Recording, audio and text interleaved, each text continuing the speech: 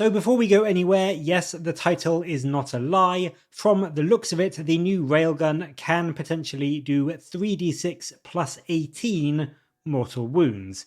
And if that doesn't scare you, then I don't know what to tell you, you are a braver person than I. So the Tau are back with a vengeance, some familiar mechanics return, but they have been changed up in some ways rather drastically, but in a way which I think lends itself to a much simpler, smoother, more enjoyable and easier time playing. So this does all look to be fairly good for the Tau going into 10th edition. Their army rule is now for the greater good, and this does look a lot more complicated than it actually is. Just looking at it on the screen now, I can fully understand if you kind of struggle in terms of getting your head around it.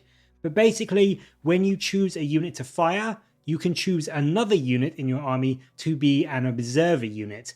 And this, as long as it isn't a fortification, isn't battle shocked, or hasn't already been chosen to be an observer unit, it becomes what is called an observer unit. This can then interact with your original unit that you were going to fire with, which is now known as the guided unit. And then you choose an enemy unit, the one that you want your original unit to shoot at, and that is called the spotted unit. So in essence, the guided unit is the one that you are wanting to shoot with. The observer unit is the other friendly unit that you've chosen to, in essence, buff your shooting unit. And then the spotted unit is your unfortunate enemy. And then when you choose all of these three separate units, you get a buff whereby if the guided unit shoots at the spotted unit, it gains +1 ballistic skill, and then if the observer unit you've chosen also has the marker-like keyword, then your guided unit also gets ignores cover. However, there is a downside to this because if your guided unit doesn't shoot at the spotted unit, if they shoot at something else, you suffer -1 ballistic skill. So essentially, to put it simply, you want to shoot some fire warriors at some orc boys, you choose a nearby Pathfinder team as the observer unit, so your fire warriors, as long as they shoot at the boys which you've chosen to be your spotted unit, will now be +1 ballistic skill, and as Pathfinders have the marker-like keyword, the fire warriors will also be ignoring cover. As I said, it seems a bit wordy, but it is actually quite simple when you get your head around it, and it's worth noting as well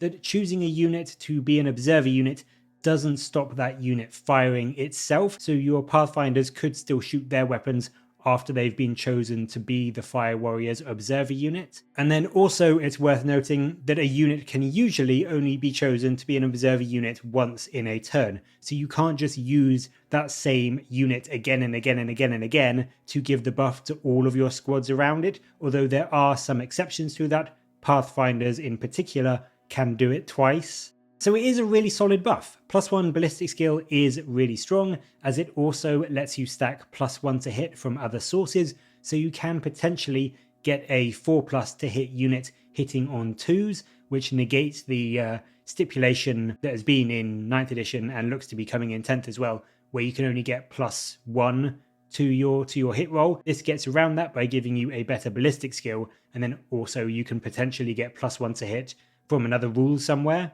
And it means when you are building your list, you definitely want to be thinking about having enough units to be guided units and observer units, and that whole mechanic of sort of double buffing and double stacking marker-like spamming units with your more damaging units is still very much a thing you are going to want to be thinking about and doing as you build a Tau army. They are still very much a combined arms approach to how they wage war. The detachment rule for the Tau, Carry On, then gives you some even more powerful buffs, whereby from Battle Round 3 onwards, all ranged weapons on Tau Empire models get sustained hits 1. And if the unit is guided from your For the Greater Good rule, they get sustained hits 2.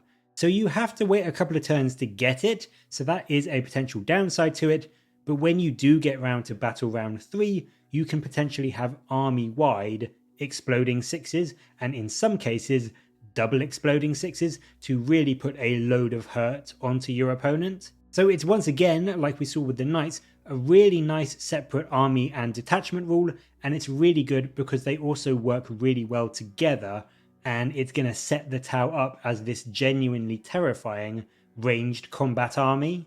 On the unit front, we also get to see the unit mentioned earlier that will help to spread that guided buff around, which is the Pathfinders.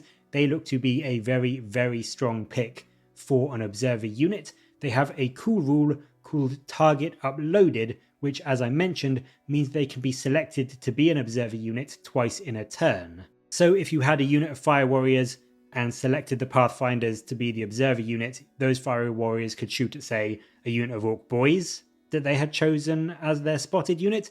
But then if you have a second squad of Fire Warriors that want to shoot at maybe some Mega Knobs, you can still choose those Pathfinders as your observer unit.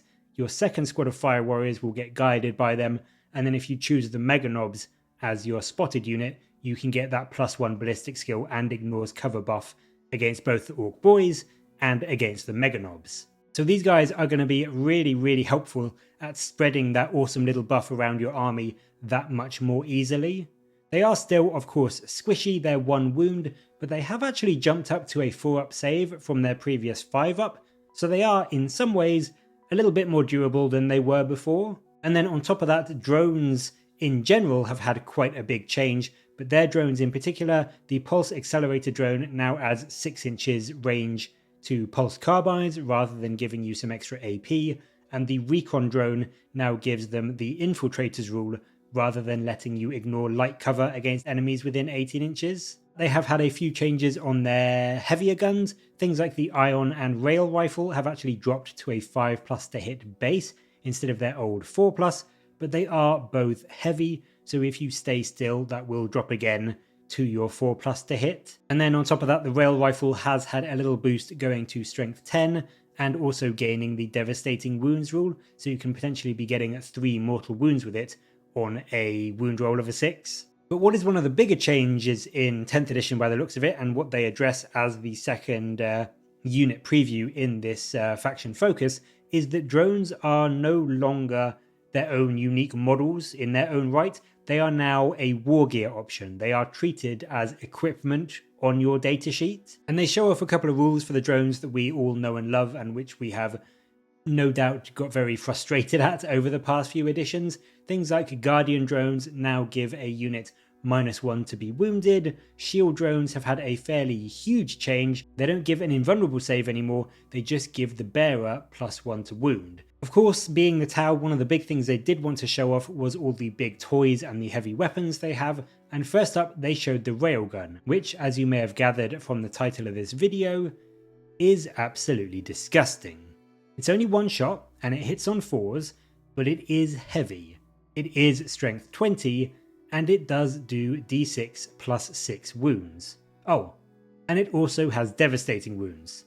So with Cao Yon, from battle round 3, this will be getting sustained hits 1, and if you guide this unit with a nearby observer, it could be getting sustained hits 2. And then on top of that, of course, you'll be getting that +1 ballistic skill, and if you don't move, you're getting +1 to hit as well.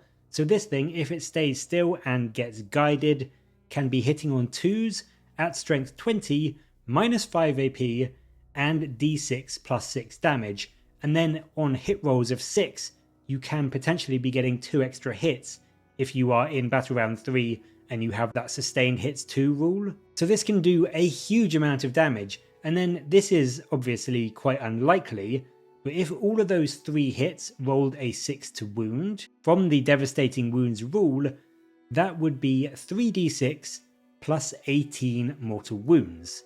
So yes, that is unlikely, but that is terrifying. And to be honest, if you do manage to get 3 hits with it, even just a single 6 is going to be scary enough. Like, that's still going to be d6 + 6 mortal wounds on an enemy. So I think this thing is going to be obviously amazing at taking out heavy armor and enemies, sort of like individual knights and tanks and that sort of thing. But with devastating wounds, it can also do a somewhat reasonable job at anti-infantry as well, because if you do roll that 6 to wound, that's going to be d6 + 6 mortal wounds, which obviously spill over, so you can, not super efficiently, but you can at least a little bit more efficiently take out bigger squads of 1 or 2 wound infantry with this as well. On top of that, we also get to see the Storm Surge's big gun, the Pulse Blast Cannon, which still has its dual profile. It is either focused or dispersed.